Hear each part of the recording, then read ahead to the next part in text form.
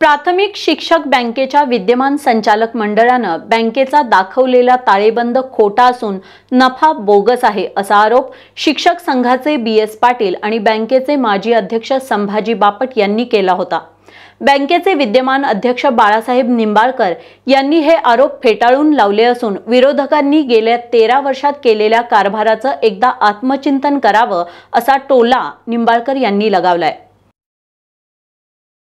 यापूर्वी विरोधकांची या बँकेवर 2009 ते 22 अखेर सलग 13 वर्ष सत्ता होती।